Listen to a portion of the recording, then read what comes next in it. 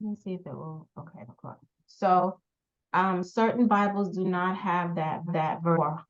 So we have to be mindful that different translations, which is I like King James. Seems people don't like the King James, but I believe King James to be closer to the true translation. Truer ones omit scriptures. This isn't the only one. There's plenty uh, instances scripture is totally left out. So that means my verse 4 is different than your verse 4. What does yours say? It says, for an angel went down a certain season into the pool and troubled the water. Whoso then first, after the troubling water, stepped in was made whole of whatever disease he had. So she was missing it, and she was like, "Huh, what are you talking about? I don't know what you mean." Because I was reading, my Bible doesn't say that. I'm like, what? So Nikisha. So I okay. Anyway, this is really important,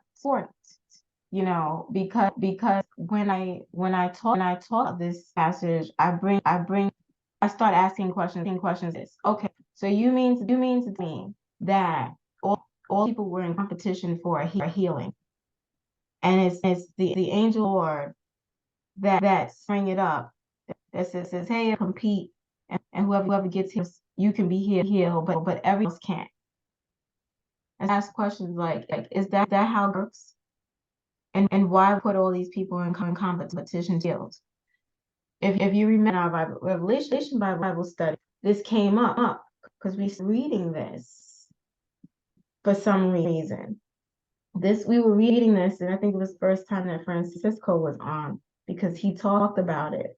And I was like, um, that's a spirit that's troubling the waters. It's a spirit that's troubling the water. Why would God release healing only for one person? The first one gets in. It doesn't matter what your faith is, doesn't matter if you believe in God, none of that. Just in the water first. So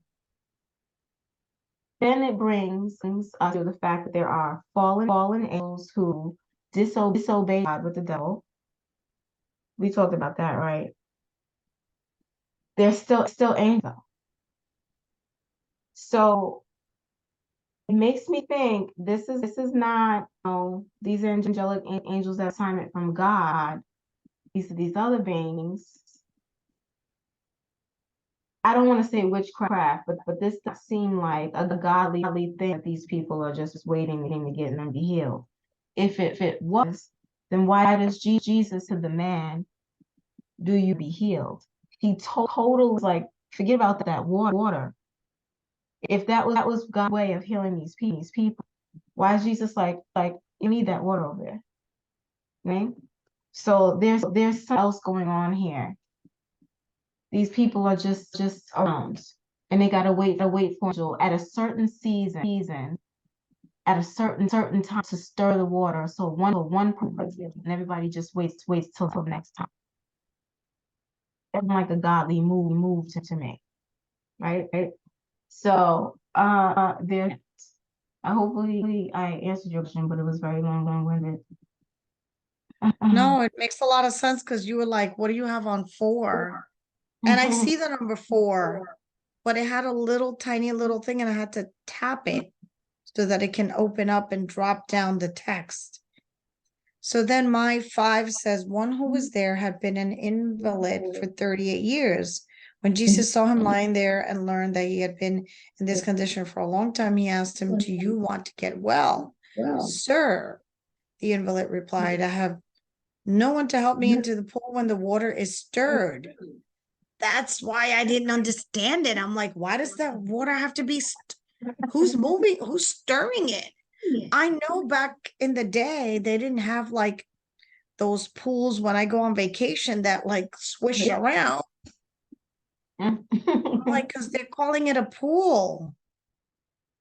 So I was trying to think, well, is it a real pool or is it like just water somewhere like a pond that looks like a pool?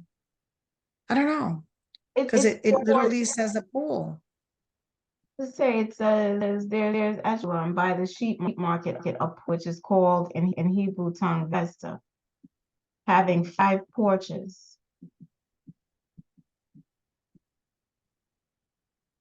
Having 5 porches, so they just lay around there waiting for the moving of the water. This is what they do all day. So I think it is a pool, not a pond or a lake or anything. Okay. Yeah, because they do have, in those Greek statues, you see where they're like a building or something and a pool in front of it, or like what they have around the White House, have like a big pool in front of the White House, something like that. So it's a pool. Okay. Otherwise, it would have said a river, would have said a lake. Okay. Um, certainly there had an infirmity 38 years. It's interesting he had an infirmity 38. Um, So does that 38 mean anything? I don't know. It might. Yeah. And That then it says, is there Sir, was. I have no one to help me into the pool when the water's stirred. Yeah, when I'm trying to get in, someone else goes down ahead of me. Then Jesus said to him, Get up, pick up your mat and walk. At once the man was cured. He picked up his mat and walked. So here are all these people waiting to jump in the pool when it moves, like somebody's gonna jump in, right? So that was my other thing. I feel like I'm over reading this, right? Because I'm trying to make sense out of it. But then at first I thought I envisioned a lot of people jumping in and only one person getting cured. Then I thought maybe once whoever gets in first is it. And the Mm-hmm. others just, you slow, you blow. That's it. You don't get your chance because you were too slow. So and so got in first and they get cured.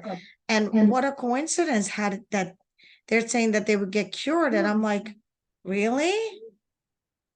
The one and only person got cured?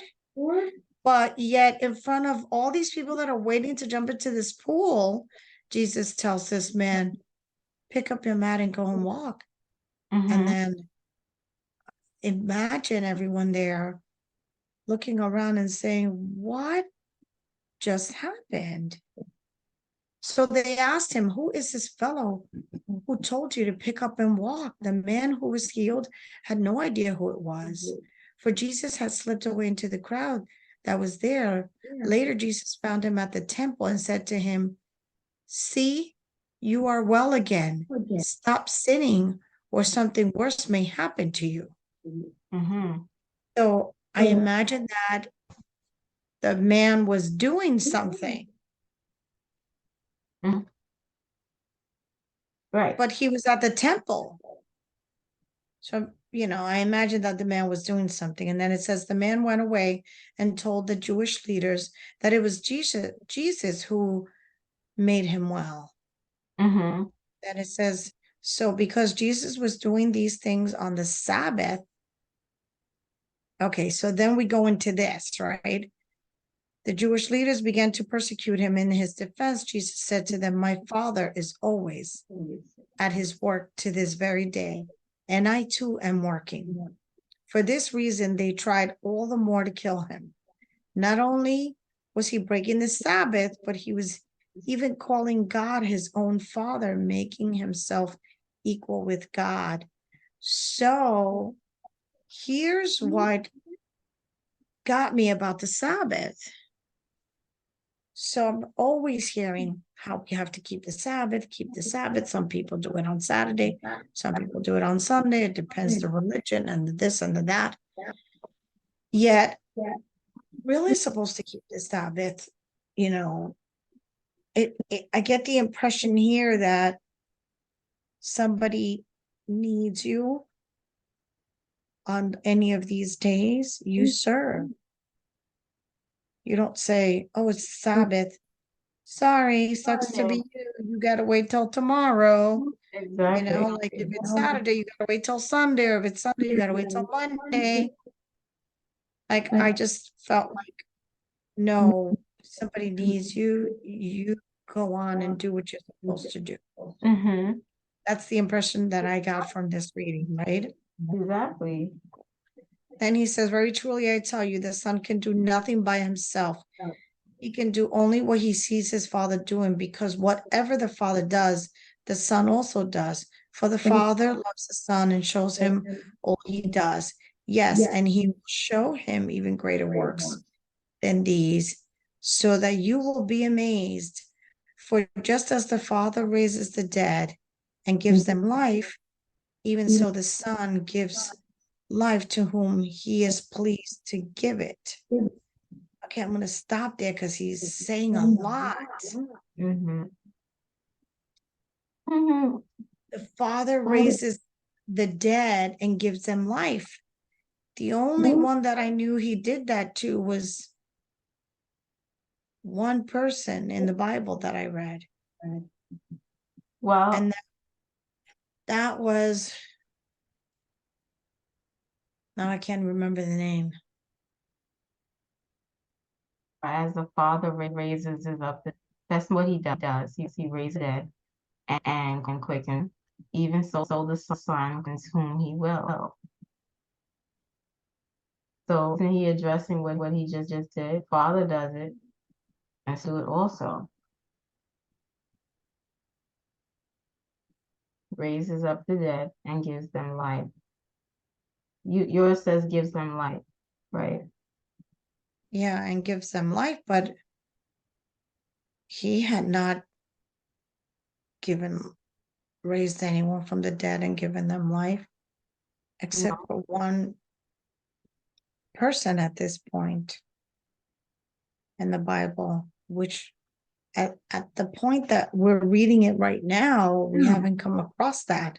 And I'm Right. trying to think, who was it? Who died and God gave him life again? Well, he did this to Lazarus, but I don't think Lazarus' situation happened just yet. Lazarus is who I'm thinking about. Mm-hmm. But we haven't read about Lazarus yet. What was it? Oh. Wait a minute. Okay. You read about Lazarus yet? No. This is prophetic as well. This is why nobody ever understood what Jesus is saying. It's like hogwash. She talks about, I'm going to raise this temple up again. I'm going to destroy this temple and raise it in 3 days. And like we're talking about, it took us years to build it, to build it in 3 days to do that. You see what I'm saying? Not like talking about what's happening right now and past them in a way. Have the spiritual understanding. And he's not saying this for their benefit. He knows every single thing. This is going to be recorded. He's going to read this years later. He knows all of that. He's saying these things.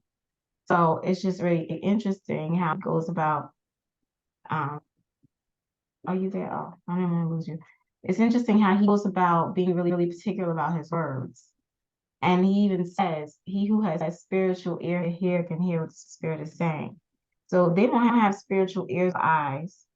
So they're not going to hear any of this in the Spirit.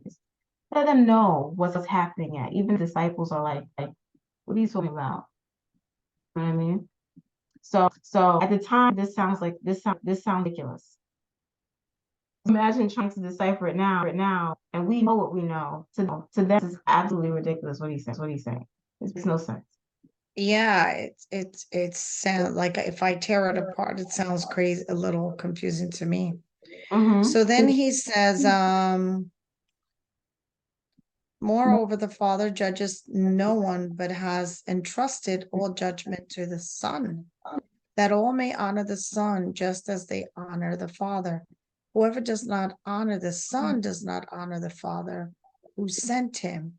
Very truly, I tell you, whoever hears my word and believes him who sent me has eternal life and will not be judged, but has crossed over from death to life.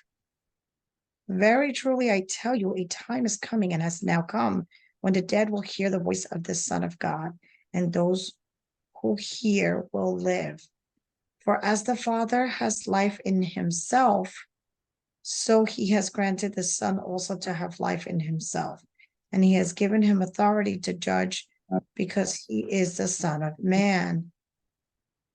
Do not be amazed at this, for a time is coming when all who are in their graves will hear his voice and come out. Those who have done what is good will rise to live, and those who have done what is evil will rise to be condemned. No, will rise to be condemned. By myself, I can do nothing. I judge only as I hear, and my judgment is just. For I seek not to please myself, but him who sent me.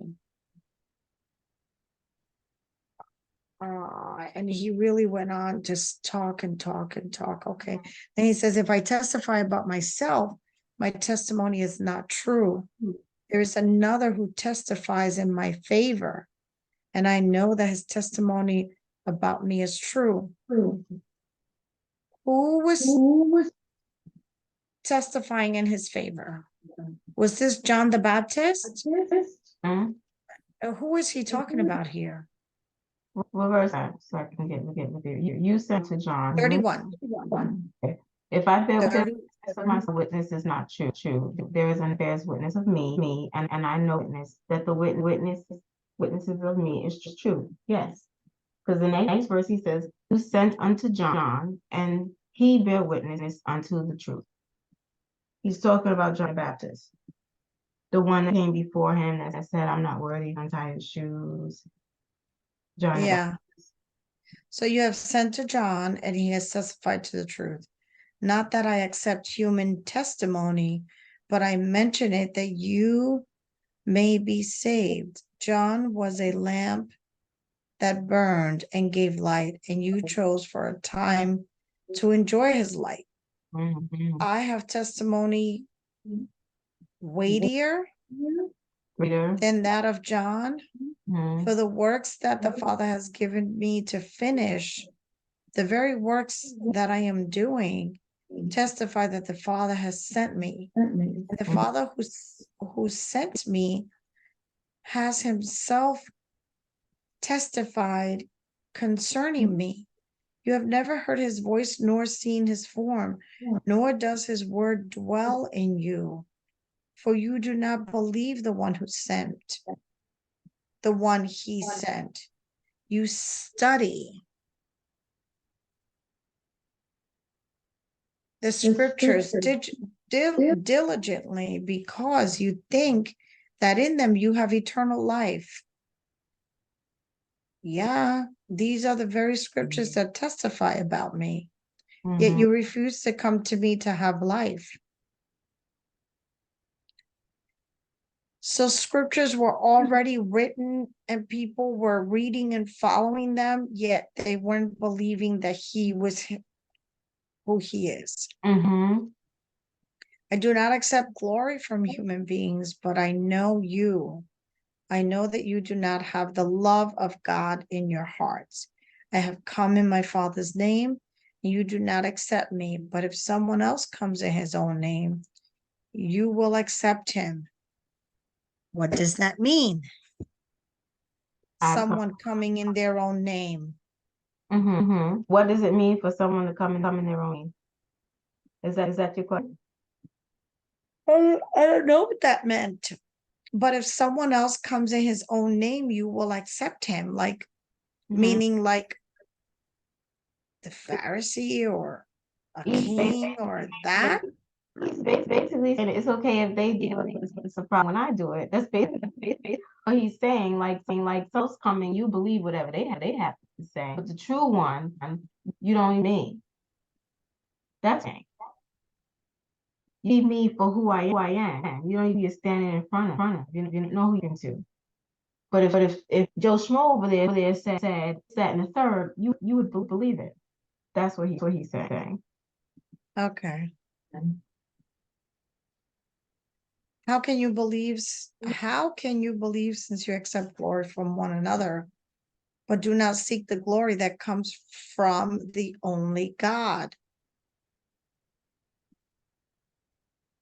Oh, it says some early manuscripts say the only one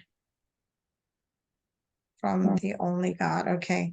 But do not think I will accuse you before the Father. Your accuser is Moses, on whom your hopes are set. If you believe Moses, you believe me. No, you would believe me, for he wrote about me. But since you do not believe what he wrote, how are you going to believe what I say? Mhm.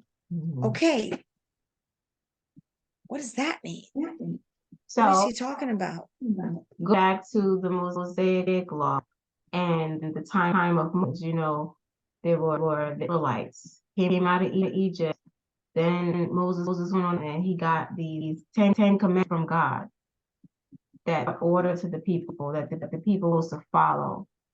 And into these Ten Commandments, there are law and rules that these were given that they were supposed to follow. Outside of that, now all of these serves, teachings, and writings are books.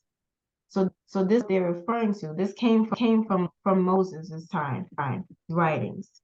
So these searching these scriptures, reading books, and this law that they're supposed to be followed. The law that says if you put your father's wife, man sleeps with his father's wife, certain curse comes upon him. This is what people know, and this is how they're living. It says um the Ten Commandments say remember the Sabbath day, but there are ways in which you remember the Sabbath day. So this is how these people are living. Okay, it says to do this in the book. So if remembering the Sabbath day means to us that we don't work, you even carrying your own bed is work. You turning on a light switch work. There are some Jews who literally that's what it is on the Sabbath. They do absolute nothing to that rate. They will not flip a switch. They won't walk to the door to close, all that kind of stuff, which becomes tradition, which doesn't make God move. So back to this. They're taught the laws of Moses. These are the things that they're reading up until point. All the things that have been down, things that God has said, or the prophets who have things like Isaiah. That's the Old Testament book. They have said things. People read that he said these things. So they have these writings. Isaiah prophesied about the coming of Jesus. It's been prophesied and said all through time. People just are not paying attention to that. This is what he's referring to. Like it's been said before that they're looking for Messiah. So somewhere in the scriptures it was talked about. Moses even wrote about this. You're not listening to any of that stuff. And those are the laws you're supposed to be following. So that's what Jesus is saying here. Like you're not even abiding by the rules you think you're abiding by. You're not. You don't even what he's saying. If you believe, then you would recognize me when I came. Oh, okay. Okay. So after I read that, I went back to Matthew 1. Mhm. Matthew, you sure we were supposed to do Matthew? Did we Matthew. say Matthew? Whatever we said, I did. Did we say why can't I find it in here? This is the generating the birth, which we're doing more names. Matthew, did you read that one? It was a whole bunch of names. We got this one. We got this one. Yes. Yes. And then I wondered, why did this start like that? It was so confusing. Oh, wait, because I've got little thingies in here. It was just, I think we need to leave Matthew all by itself for another time. I got that Abraham was the father of Isaac, and Isaac was the father of Jacob. As I got to the bottom, I didn't understand why all these fathers were being talked about. And they throw a woman here and there. I took notes on this too. But somehow at the bottom, then they mentioned Joseph.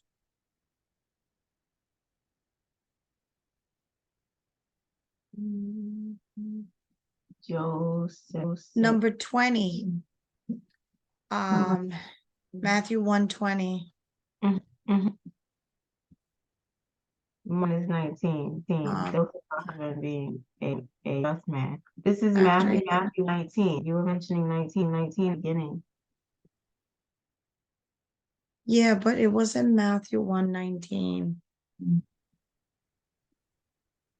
Says here, because Joseph, her husband, was faithful to the law and yet did not want righteous man and yet did not want to expose her to public disgrace. He had in mind to divorce her quietly, but after he was gonna divorce her. Was he even married to her? I mean, in their day, wedding ceremony lasts for like a week.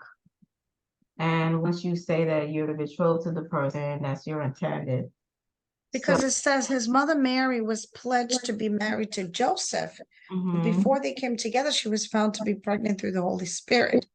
Because Joseph, her husband, was faithful to the law.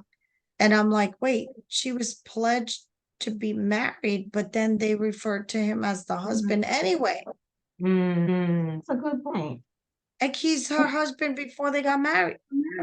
I was like, wait a minute. They were doing things back then. No. This is very confusing. Well, we that Mary was a virgin. That's the whole thing. So they didn't they consummated married. But in those days, once they said, okay, this is what we'll do, there was a whole marriage ceremony that happens. Had stages. It's not just one day, like the whole week or something like that. And you've got all these different celebrations that happen. Now, when it finally is now the ceremony. After that, now that's when to come together after the ceremony. But they consider you for days, just like us. If we want to get married, we go to the justice of the peace, which you married from, not peace, but when you do the marriage certificate, you're technically married then, and that's where you actually have the ceremony. So it's that kind of like into that, where everybody knows is supposed to get married. So the reason why he would say marry her, he would have had to say that publicly. Everybody knows this is what's supposed to happen. It's a big deal. You know what I'm saying? It wasn't a secret engagement. So he would have publicly, I'm not doing it. We're already in the middle of getting ready to be married, and now he's breaking it off. But technically married. You understand what I'm saying? Yeah. So it talks about, Joseph. But over here, then it says, but after he had considered this, an angel of the Lord appeared to him in a dream and said, Joseph, son of David. So then I went back. I'm like, wait. From Abraham to David, there were 14 generations. Okay. Then 14, these numbers. Did you get this is after reading so many names of people. And this one, the father of this one, and the father of this one, and the father. I'm like, why did he write this like this? It was so confusing. But then we get to 17. It says, thus, there were 14 generations in all from Abraham to David. 14 from David to the exile to Babylon, and 14 from the exile to the Messiah. So this number 14 is interesting. That's important. 14. Okay, wait. So all the generations from Abraham to David are 14. Okay. So what happened with David? David, you're gonna have to go back and read the story of these people, right? Yeah, I think next week we should go over Matthew 1, like Oh, read it and go over it because I've read this already twice and it's like over here. Woo! well, you I should don't get start. why this was written like that. Abraham is the first story. You're gonna read. So going back to Genesis. We're gonna read all 14 as many generations as we can, so everybody makes sense. But talking about 17, all the generations from Abraham to David. What is the significance of David? It's like every time the 14 generations close, it means a different, it starts or ends a different era. So you gotta look at it like that. David was the king he danced off all of his clothes, with the one who had the heart of God. But David also had some other side. David was David also had what? had some other things going on, which is interesting. He killed with a woman that wasn't his wife, another man's wife. He had the man killed in battle. He had the child, and then God let the child die. David's the father of Solomon, who is the wisest king.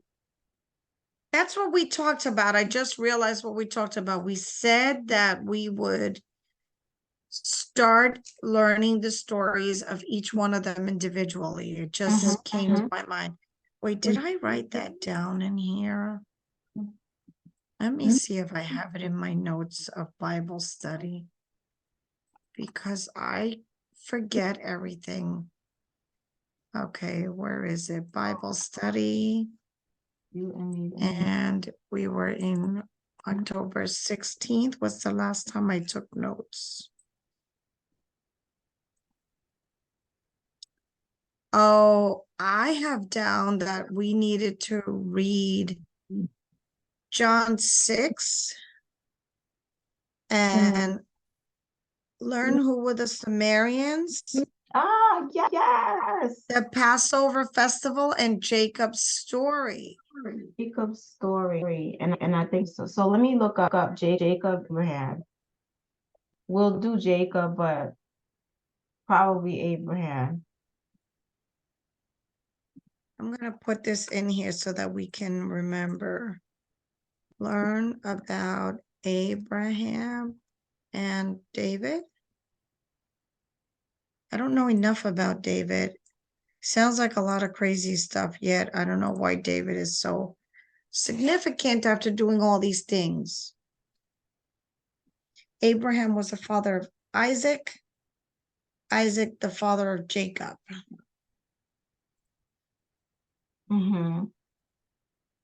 Isaac and Jacob, you should know those stories. Wait, it says here that this is the genealogy of Jesus the Messiah, the son of David, the son of Abraham. So David was the son of Abraham? The way that they speak, Abraham is the father of nations. So we could say Abraham is our father. You understand what I'm saying? He's not directly our father, but we come down that line, descents in the line. So when they say Abraham And was so Jesus David, comes from the line of David after all the ugly things that David did? correct. Still. Yeah, I guess I gotta know who. It's just And what's the deal with Jacob? Abraham was the father of Isaac, and Isaac, Abraham, father of are you doing this? Isaac, and the father of Jacob. Oh, the father Isaac. Isaac and Jacob. God is the father of Abraham, Isaac, and Jacob. It's said a lot of times when people say, I come in the name of the Lord, the father of Abraham, Isaac, and Jacob. The God that they served That's what the person is saying. The same God they serve, that is still my father, the father of Abraham, Isaac, and Jacob.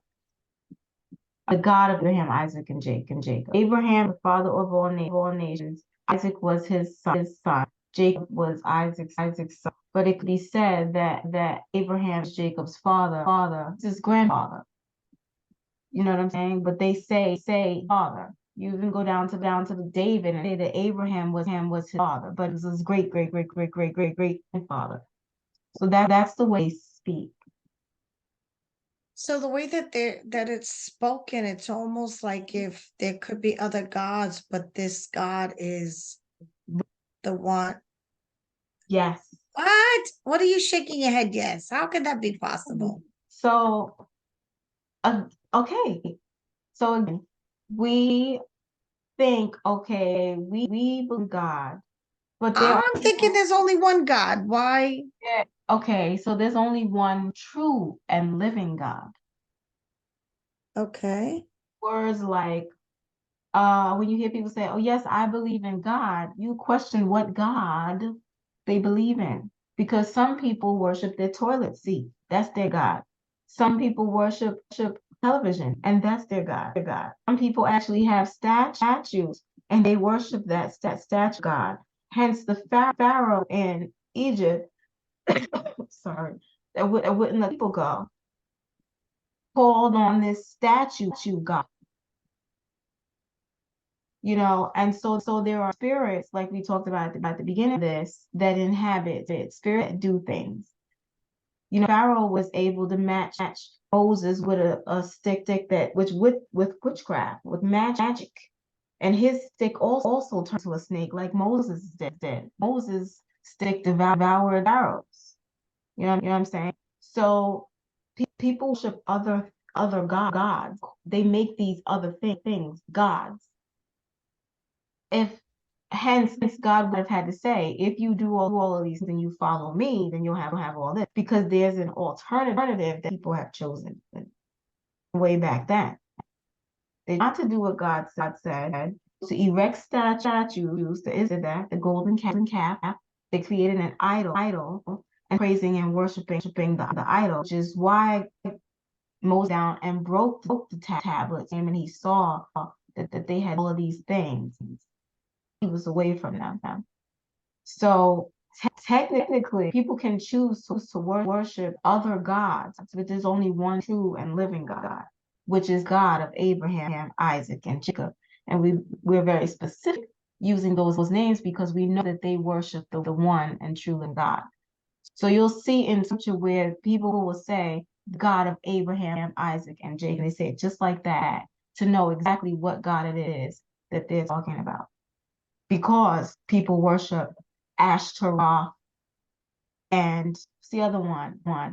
There's Ashtaroth, so many of them. Baal, Molech, who caused people to let their kids pass through the fire. Didn't we talk about that? What? You're telling me things I've never heard these names before. I'm like, Molech. Yeah, the god of abortion. So honestly, back in days, there was a king, forget name was now, but it's important to know the lineage of the kings. David, Solomon, the son, wise.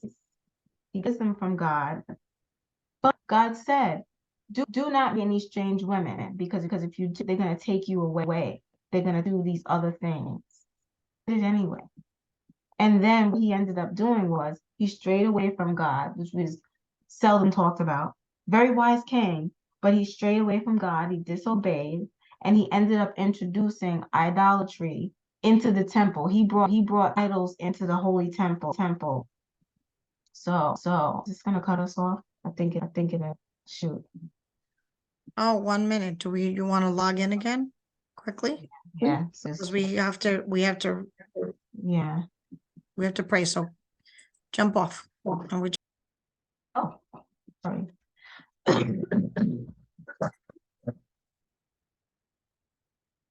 Starving, sorry.